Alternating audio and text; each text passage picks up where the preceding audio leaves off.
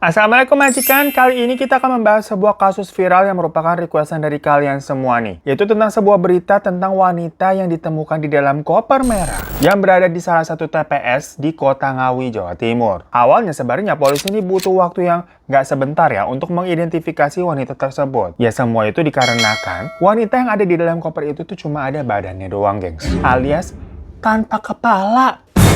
Apa nggak jadi geger ini berita? Namun ya pada akhirnya polisi berhasil menemukan identitas dari wanita tersebut. Dan siapa pelaku yang tega melakukan perbuatan yang apa kabar dunia udah gila begini awal tahun? Jadi di sini nih Babu akan merangkumkan semua kronologinya ya sampai akhirnya terbongkar. Dimana pada hari Kamis 23 Januari 2025 jam 9 pagi, ada seorang bapak-bapak nih bernama Pak Yusuf Ali yang berusia 40 tahun. Ceritanya dia mau buang sampah di TPS Desa Dadapan tuh namanya. TPS di sini maksudnya tempat pembuangan sampah ya. Nah, tapi sebenarnya Pak Yusuf sendiri itu tinggalnya di Desa Macana. Jadi TPS Dadapan itu tuh di desa tetangga istilahnya. Ya soalnya Desa Macana sama Desa Dadapan itu masih sama-sama ada di Kecamatan Kendal, Kabupaten Ngawi, Jawa Timur. Pokoknya habis sudah selesai buang sampah nih, Pak Yusuf tuh melihat kok ada plastik hitam besar yang kebungkus rapi gitu nyempil sendiri di pinggir got. Awalnya Pak Yusuf kira itu plastik macam plastik sampah biasa kali yang gede gitu yang nggak sengaja ngegelinding dari area TPS nih ke sekitaran got. Tapi kok kalau diperhatiin lagi bentukannya tuh hitamnya kayak nggak mirip sampah plastik. Maksudnya kalau sampah plastik pada umumnya yang hitam besar itu kan isiannya bentukannya nggak beraturan ya. Kayak abstrak aja tergantung jenis sampah di dalamnya. Nah plastik hitam yang Pak Yusuf lihat ini bentukannya mirip kayak paket kotak gede dibungkus rapi gitu beber kotak sempurna. Dari situ muncullah nih naluri kepo bapak-bapak. Dibuka deh tuh plastik hitamnya. Kayak mau tahu aja gitu isi dalamnya. Yang ternyata isinya itu adalah sebuah koper berwarna merah yang masih bagus, gengs. Ya pantesan tadi dari luar nih bentukannya kotak sempurna isinya koper. Namun dilihat-lihat sayang amat nih koper masih bagus begini kok malah dibuang. Ada yang rusak apa bagaimana? Pas mau ditarik itu kok juga berat banget gitu. Yang berarti di dalamnya ada isinya dong. Melihat bentukan koper yang masih kelihatan bagus nih, dipikir jangan-jangan isi di dalamnya juga masih bagus-bagus bisa dipakai. Lumayan. Dibukalah itu koper nih. Dan di dalamnya awalnya terlihat ada gulungan bed cover warna krem tuh motif garis-garis. Yang pas bed cover dari singgap ternyata isinya badan orang. Apa kabar dunia? Apa nggak langsung lo? Tadi itu Pak Yusuf kaget. Teriak-teriak dia minta tolong ke warga sekitar. Dari situ heboh lah satu kampung. Yang ternyata tapi sebelum tadi Pak Yusuf menemukan dan membuka koper tersebut, di tempat lain, kepala desa setempat yang bernama Pak Andik itu udah sempat dapat laporan duluan dari salah satu warga yang memang bilang kalau dia itu melihat ada sebuah paket hitam gede yang aneh mencurigakan tuh di dekat got TPS. Tapi warga yang lapor itu tuh nggak kepo, nggak berani buat ngecek sendiri. Jadilah dia lapor aja ke kepala desa. Beda sama si Pak Yusuf tadi. Setelah udah heboh nih, barulah dari kepala desa nih lapor ke polisi. Ya nggak lama, polisi gabungan tuh dari Kendal sama Ngawi langsung menuju ke TKP. Ya bener aja pas dicek isinya itu memang tubuh wanita tanpa busana tapi tidak ada kepala sama kaki.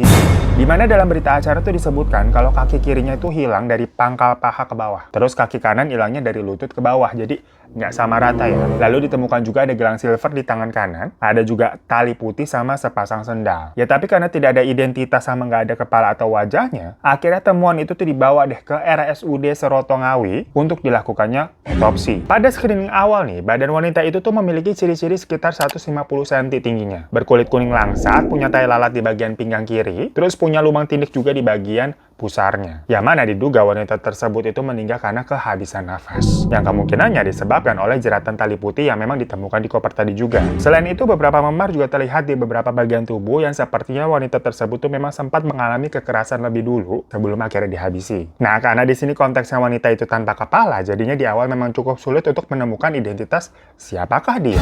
Karena hal itu, polisi akhirnya menggunakan yang namanya teknologi Mobile Automatic Multi Biometric Identification System. Nah, lo tuh mambis lah istilahnya. Pokoknya intinya itu alat bisa ngebaca sidik jari gitu, gengs. Karena kan kalau bagian tangan memang masih ada ya. Jadi sidik jari dari wanita tersebut ternyata udah kerekam tuh di sistem. Yang mungkin database-nya diambil dari waktu pembuatan IKTP atau paspor kali ya. Pokoknya dengan teknologi mambis tadi tuh, akhirnya diketahui kalau wanita itu tuh berusia 29 tahun, bernama Uswatun Hasanah, kelahiran Blitar 25 April 1995. Yang sehari-harinya Uswatun ini tuh bekerja sebagai sales kosmetik di daerah Tulungagung. Nah, di usianya 29 tahun itu, Uswatun ini ternyata sudah pernah menikah 3 kali. Yang pertama di tahun 2015, dia ini menikah resmi tercatat di KUA tuh sama orang Blitar. Jadi masih satu desa sama Uswatun. Yang mana dari pernikahan pertamanya itu, mereka nih punya anak laki-laki yang sekarang usianya 10 tahun. Tapi sayangnya kan pernikahannya kandas, di mana Uswatun ini cerai dan nikah lagi untuk kedua kalinya, tapi yang kedua itu siri nikahnya. Di tahun 2018, sama orang Lumajang. Dan dari pernikahan kedua itu, Uswatun ini punya anak perempuan yang sekarang usianya 7 tahun. Tapi lagi-lagi pernikahan keduanya itu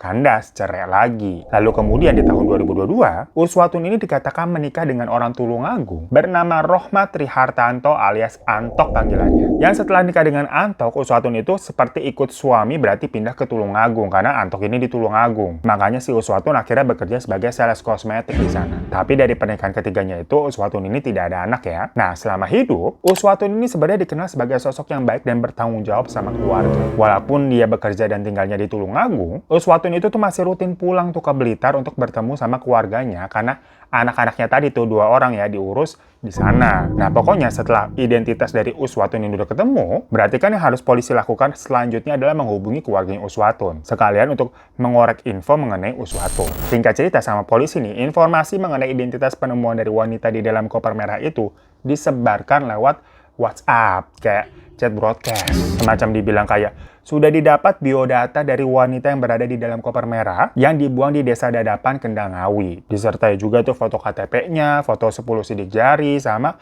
keterangan tambahan kayak nama lengkap, nomor NIK, agama, sama tanggal lahirnya. Pokoknya semua data itu memang bisa didapatkan setelah tadi pakai teknologi mambis ya. Ya akhirnya pesan broadcast WhatsApp tadi tuh semacam di-forward lagi sama orang-orang macam menjadi pesan berantai gitu. Macam nyebar kemana-mana. Dan ujung-ujungnya nyampailah ke keluarganya Uswatun yang tinggalnya di Blitar. Pas mereka ngelihat broadcast chatan begitu, keluarga dari Uswatun ini berharap kalau sebenarnya itu cuma kayak semacam berita hoax aja. Ya karena kan kadang berita-berita broadcast gitu suka nggak bener juga ya. Walaupun sebenarnya udah beberapa hari ke belakang memang Uswatun ini nggak ada kabar. Ya tapi keluarga ini mungkin denial ya, belum bisa nerima kenyataan kalau ternyata Uswatun bener seperti apa yang diberitakan di broadcast chat itu. Makanya untuk mengajak kebenaran soal berita ini, keluarga Uswatun akhirnya beraniin diri untuk ngecek sendirilah ke RSUD Suroto Ngawi sana. Kala itu keluarga Uswatun yang datang itu ya ibu kandungnya, ada juga ayah tirinya, sama kayak mbak yang ngasuh anak-anaknya Uswatun di Blitar. Dan setelah dilakukan pengecekan, keluarga pun akhirnya meyakini kalau benar tubuh yang mereka lihat itu adalah Uswatun. Walaupun ya kepalanya tidak ada. Soalnya dilihat dari postur tubuh, gelang, sama sendal yang ditemuin, semuanya terlihat memang familiar tuh sama persis dengan barang-barang yang dipunya sama Uswatun. Namun, supaya lebih akurat, tim forensik ini juga sempat ngambil DNA dari sang ibu nih, ibunya Uswatun, untuk dicocokkan sama penemuan wanita ini yang hasilnya ya akurat. Berarti itu memang Uswatun Hasanah dengan kecocokan 99%. Dari sinilah polisi baru meminta keterangan lebih lanjut kepada keluarga. Termasuk kepada bapak kandungnya Uswatun tuh yang bernama Nur Halim itu juga ikut ditanyai. Ya pertanyaannya seputar kayak, kapan terakhir Uswatun ngehubungin keluarga? Uswatun punya masalah atau tidak? Punya musuh atau tidak? Bagaimana hubungannya dengan suami terakhirnya? Pokoknya pertanyaan-pertanyaan untuk mencari tahu sebenarnya siapa nih pelaku yang sampai hati berbuat gila begini. Dan menurut keluarga, setelah bapak dan ibu kandungnya Uswatun itu bercerai, Uswatun sama adiknya ini lebih memilih tinggal di rumah nenek dari pihak bapak. Yang rumahnya itu ya ada di daerah Blitar juga. Tapi, sepengetahuan keluarga, semasa hidupnya Uswatun ini tidak pernah punya musuh deh. Tapi kalau urusan rumah tangga, memang dari dulu Uswatun tidak pernah banyak cerita. Termasuk soal suami pertama, kedua, sampai yang ketiga tuh si Antok. Ya pokoknya kalau dilihat dari luar, sepertinya hubungan Uswatun sama Antok sebenarnya sih baik-baik aja. Walaupun memang selama beberapa bulan terakhir katanya kalau Uswatun pulang ke tempat keluarganya di Blitar itu, dia ini pulangnya sendirian, nggak pernah ngajak Antok lagi. Dan kalau ditanya kayak, suamimu mana kok nggak ikut? Pasti dijawabnya selalu template kayak, Antok lagi kerja gitu, nggak bisa ninggalin kerjaannya, makanya nggak bisa ikut. Nah, kalau jawabannya udah begitu, biasanya keluarga nggak nanya lebih jauh lagi, karena kan mungkin dianggapnya privasi ya. Dan menurut keterangan keluarga, Uswatun ini terakhir kali pamit di tanggal 17 Januari, di mana dia memang pamit mau balik tuh ke Tulungagung sendirian naik motor. Tapi di tanggal 20 Januarinya, Uswatun ini mendadak nggak bisa dihubungi lagi. Di telepon nggak diangkat, WhatsApp juga nggak dibalas. Walaupun tidak bisa dihubungi, tapi keluarganya di Blitar itu nggak langsung lapor polisi juga. Karena kan ya pasti keluarga mikirnya mungkin Uswatun ini memang lagi sibuk kali ya, lagi nggak mau dihubungin gitu loh, udah dewasa juga kan, nggak mikir ada yang aneh-aneh lah. Ya pokoknya berangkat dari keterangan keluarga tadi, akhirnya polisi ini nyari tempat tinggal Uswatun di Tulungagung. Yang ternyata selama di Tulungagung, Uswatun ini tinggalnya di kos-kosan. Dan menurut penjaga kosannya, Uswatun itu terakhir kali keluar kos tuh di tanggal 19 Januari. Dia itu naik mobil Suzuki R3 warna putih yang memang baru dia beli secara kredit. Dan sepenglihatan penjaga kos, selama Uswatun tinggal di kosan tersebut, dia ini tinggalnya sendirian. Nggak pernah bawa teman atau pacar masuk ke dalam kosannya. Bener-bener sendirian aja udah. Nah, jadi berarti keluarga di Blitar ini nggak tahu kalau ternyata Uswatun ini pertama udah punya mobil. Karena kan terakhir yang dia pulang itu naik motor. Terus keluarga juga nggak tahu kalau ternyata Uswatun selama ini tinggal ngekos sendiri. Bukan tinggal bareng sama Antok tuh suaminya. Aneh kan? Nah, berarti untuk memecahkan kasus ini, polisi harus nyari tahu tuh di mana keberadaan mobil R3-nya Uswatun. Sama nyari tahu juga keberadaan Antok tuh suami ketiga dari Uswatun tuh ada di mana. Dari sini sosok Antok sendiri sebenarnya jadi makin mencurigakan ya. Karena dia pun bahkan nggak pernah muncul dan nggak pernah datang ke pemakaman Uswatun yang dimakamkan di TPU Desa Sidoda di Blitar. Padahal kan berita mengenai Uswatun itu sempat viral banget masuk ke berbagai portal berita, terutama ya portal berita lokal. Ya broadcast dari polisi aja tadi kan tersebar ya di daerah Blitar sana. Sampai ke Tulungagung juga. Ya ibaratnya ini nggak mungkin kalau Antok sebagai suami nggak tahu istrinya hilang berhari-hari ataupun nggak dengar kabar ini dari orang lain gitu at least. Singkat cerita, sampai akhirnya nih polisi bisa menemukan posisi mobil R3 milik Uswatun sekaligus keberadaannya Antok di mana. Yang ternyata mobil R3-nya itu udah dijual ke Penada dan Antok sendiri lagi ada di Madiun, Jawa Timur. Yang pada hari Minggu 26 Januari, sekitar jam 12 dini hari, jam 12 malam, Antok akhirnya diringkus tuh ditangkap karena ya kedapatan dia tuh kayak mau kabur. Jadi ternyata si Antok ini kerjaannya makelar jual beli mobil, gengs. Ya mau itu mobil bekas, mobil kredit, termasuk juga mobil-mobil bodong curian gitu, yang dijual cuma nggak ada STNK-nya atau nggak ada BPKB-nya. Itu bisa diurus sama si Antok. Yang kalau orang sana katanya nyebutnya tuh penjual begitu namanya penjual mobil bablasan katanya begitu. Selain sibuk usaha jual beli mobil, Anto ini juga ternyata sering berhubungan sama Polres Tulungagung. Karena dia adalah seorang aktivis di salah satu lembaga swadaya masyarakat setempat gitu deh. Dan Anto juga katanya rajin ngajar di sebuah perguruan silat. Yang nggak jarang rumahnya Anto ini sering dijadiin tempat silat untuk murid-muridnya. Nah, tapi berarti dari sini kalau Anto ternyata punya rumah, lah kenapa si Uswatun tinggalnya di kos-kosan, nggak di rumah aja sama si Antok? Usut punya usut, setelah diinterogasi sama polisi, Antok ini tuh mengaku kalau ternyata dia sebenarnya belum menikah sama Uswatun. Baru pacaran doang, gengs. Tapi biar kagak ribet diomongin orang-orang, jadi tiap kali ditanya, mereka ini memutuskan untuk jawabnya, udah nikah tapi siri, biar cepet aja gitu nggak dijudge. Padahal Antok ini soalnya statusnya punya istri sah. Lah ribet amat ya. Jadi selama di Tulungagung, di rumah itu ya, si Anto tinggal bareng sama istri sahnya. Makanya nggak mungkin Uswatun ikutan tinggal di sana. Ngekos lah akhirnya. Dan kalau mereka mau ketemuan, biasanya ya udah check-in hotel aja. Makanya tadi penjaga kosannya Uswatun tuh bilang nggak pernah ngeliat ada cowok yang datang. Ya karena Anto ini emang nggak pernah main ke kosannya Uswatun, alias mereka main aman aja di hotel. Nah, walaupun di sini Anto kelihatannya sibuk ya, kerjaannya banyak bener. Mulai tadi tuh jual beli mobil, iya, ngajar silat, iya, aktivis di kepolisian juga. Cuma menurut keterangan dari para tetangganya Anto, mereka nggak tahu sebenarnya Anto kerjanya apaan. Karena Anto ini terkenal angkuh dan memang jarang bertegur sapa dengan tetangga. Yang ada malah setelah tetangga ini dengar-dengar Anto dulu sempat kerja lamanya tuh jadi TKI di Taiwan 6 tahun. Terus kemudian balik ke Indonesia dan menetap di Tulungagung. Abis itu dilihat suka gonta-ganti mobil yang tetangga sendiri juga nggak tahu kerjanya apa. Jadi saking tertutupnya sama warga sekitar, warga sampai nggak tahu kalau sebenarnya Anto nih punya kerjaan jual beli mobil. Ya mungkin hal itu memang Anto sengaja tutup-tutupi kali ya. Karena kan dia jadi makelar jual beli mobilnya tuh nadahin mobil-mobil bodong, jatuhnya mah kriminal. Singkat cerita, Anto di sini nggak bisa ngelak lagi karena dia ketahuan udah jual mobilnya Uswatun dan dia juga adalah pelaku dalam misteri koper merah. Akhirnya sama Anto dikasih tahu lah di mana dia ngebuang kepala sama kakinya Uswatun yang hilang. Di hari yang sama ketika Anto ditangkap, polisi langsung meluncur ke lokasi yang disebutin sama Anto tadi. Di mana polisi akhirnya berhasil nemuin kepalanya Uswatun tuh di desa Selawe, kecamatan Watulimo, Kabupaten Trenggalek. Kondisinya tuh dibungkus plastik, dibuang di sebuah jembatan kecil yang ada di dekat jalan provinsi namanya. Sementara kalau kakinya Uswatun ditemuinya di Ponorogo. Jadi memang sengaja disebar ya, sakit banget. Dan Uswatun sendiri bahkan ternyata bukan dihabisi di daerah Ngawi atau tempat koper merah tadi ditemukan, di mana kejadian awal sebenarnya itu di Kediri, gengs, di sebuah tempat penginapan, yang ternyata semuanya memang sudah direncanakan sama Anto. Motifnya adalah karena Uswatun ini bolak-balik minta untuk dinikahi, tapi Antonya ya nggak mau karena dia lebih berat ke istri sahnya. Nah, daripada Uswatun ini ngedesak mulu dan malah nanti ngerusak rumah tangganya Anto gitu sama istri sahnya bikin runyam, karena Uswatun ini mengancam kayak bakal ngebongkar hubungan gelap mereka ya. Jadinya Anto ini ingin melenyapkan Uswatun dan membuat rencana dengan ngajak Uswatun ini staycation di Kediri itu tanggal 19 Januari 2025. Ya sebelumnya tadi kan sudah dibilang kalau mereka check-in di hotel itu memang udah sering ya. Jadi mungkin bagi Uswatun itu ajakan dari Anto ini nggak terlihat mencurigakan. Dimana menurut penjaga kosannya itu kan memang Uswatun terlihat pergi naik mobil R3 putih miliknya tuh di tanggal 19 Januari. Yang ternyata di situ Uswatun pergi dari kosannya tadi di Tulungagung untuk on the way ke Kediri. Dan dari CCTV penginapan di Kediri itu tuh memperlihatkan kalau benar Uswatun sama Antok itu check-in dengan parkirin mobil R3 tepat di sebelah unit kamar nomor 301. Jadi hotel ini tipe-tipe yang bisa parkir langsung di depan kamar unitnya ya. Setelah check-in, ternyata di dalam penginapan tuh mereka sempat berantem. Yang ngeributin masalah yang sama, gengs, di mana Uswatun ini ngotot minta dinikahin, sementara Antoknya ngotot juga nggak mau nikahin. Ya ribut mereka. Tapi pada saat itu Uswatun nggak langsung dihabisi. Karena masih di tanggal yang sama, penjaga warung soto dekat situ, dekat penginapan ya, masih ngelihat Uswatun yang sempat beli soto ke dia tuh sampai 2 kali, di pagi hari sama siangnya. Bahkan Uswatun itu juga sempat minjem piring buat makan di dalam penginapan. Yang ternyata eksekusi Uswatun ini tuh terjadinya di malam hari sekitar jam 10 malam. Di mana malam itu Antok sama Uswatun itu cekcok lagi. Dan nggak pakai pikir panjang, Antok ini membekap Uswatun sampai kehabisan nafas. Uswatun sempat berontak, tapi mungkin dia kalah ya tenaganya sama pria ya, Antok ya. Akhirnya lemas dan di situ pun Uswatun meninggal. Tapi Antok setelahnya malah bingung karena gimana caranya dia menggotong Uswatun ke dalam mobil tanpa dicurigai, tanpa terlihat orang-orang ataupun CCTV. Jadi sekitar jam 11.30 malam, Antok ini nelfon kerabatnya bernama Muhammad Aklis Maulana untuk minta tolong diantarin pulang dengan alasan katanya mau ngambil koper ketinggalan di rumah. Rumahnya di Tulungagung ya.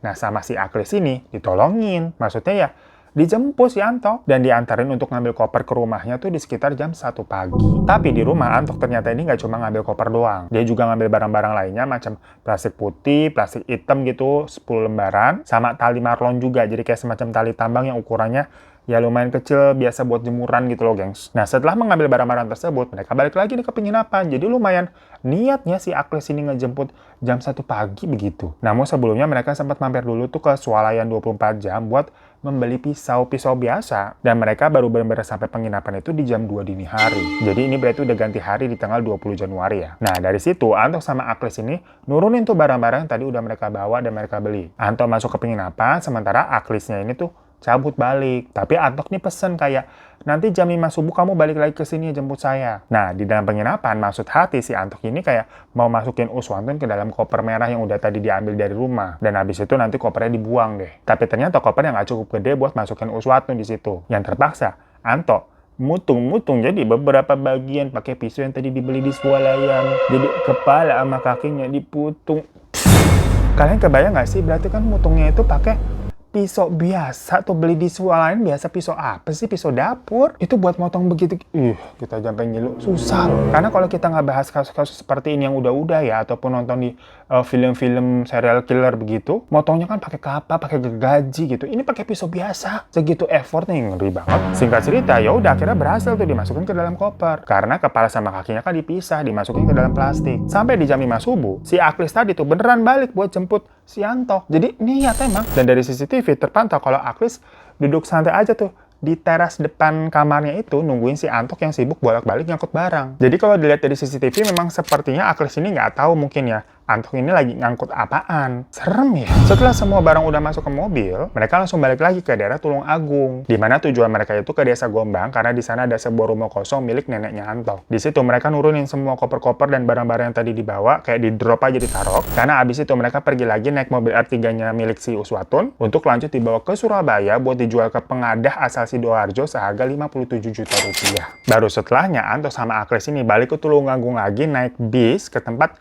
rumah kosong neneknya si Antok tadi. Pokoknya baru sampai tuh jam 8 malam. Nah besoknya di tanggal 21 Januari tuh hari Selasa, sekitar jam 8 paginya, Antok nge-packing ulang lagi tuh isi kopernya. Dia tata lagi, diisolasi, di plastik wrap rapi gitu kan, dibungkus kantong plastik hitam, bener-bener kayak paket. Dan supaya nggak mencolok kelihatan orang-orang, baru malamnya si Antok ini pergi naik mobil yang dia rental untuk ngebuang koper sama kepala dan kaki tadi secara terpisah di beberapa tempat. Pertama dia buang koper dulu di Ngawi, terus lanjut buang kepala ke Trenggalek, dan buang kaki di Ponorogo. Habis itu kabur sembunyi di Madiun. Ya sejauh ini motif Antok sendiri masih sebatas urusan asmara berarti ya. Ya mungkin ada sedikit motif ekonominya karena kan mobilnya Uswatun itu dia jual. Tapi sebenarnya kayaknya jual mobil itu untuk ngilangin jejak aja deh, bukan pure untuk dapetin uang dari jual mobil ya. Namun ya nggak tahu juga karena kasus ini masih didalami sama polisi. Aklis sendiri soalnya juga ditangkap. Ya walaupun dia mengaku nggak tahu sama sekali mengenai Uswatun, tapi Aklis ini tuh dianggap membantu melakukan pencurian dan penjualan mobil. Karena kan dia tahu tuh waktu mobilnya dijual ke penadah yang memang khusus mobil-mobil bodong. Dan selama penyelidik nih,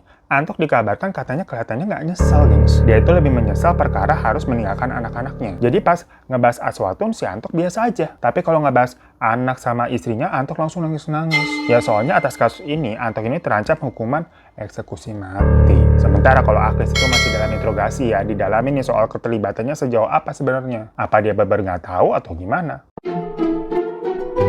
So itu tadi majikan sebuah kasus yang lagi rame di awal tahun yang masih ada aja ya orang berkelakuan seperti ini lagi-lagi yang motifnya ternyata asmara. Cuma maksudnya serem aja gitu dimasukin ke sebuah koper merah kayak cerita-cerita di film horor tau nggak lu? Warnanya merah kecing. Ya pelajaran dari kasus ini mungkin jangan suka main api kali ya gengs ya. Karena yang namanya perselingkuhan itu ujung-ujungnya bikin runyam. Udah terlalu banyak lah cerita-cerita gila yang tentang asmara perselingkuhan tuh ujung-ujungnya kagak bener. Nggak happy ending maksudnya. Ya tapi semoga keluarga yang ditinggalkan diberikan ketabahan ya. Dan gimana pun juga pelaku ini bisa dihukum seberat-beratnya. Terima kasih semua majikan udah pada nonton. Mohon maaf kalau ada salah-salah kata. Dan sampai jumpa lagi di kasus-kasus misteri selanjutnya. Assalamualaikum warahmatullahi wabarakatuh.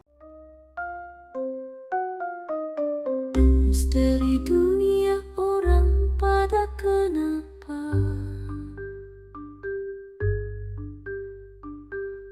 Misteri dunia memang sudah pada gila.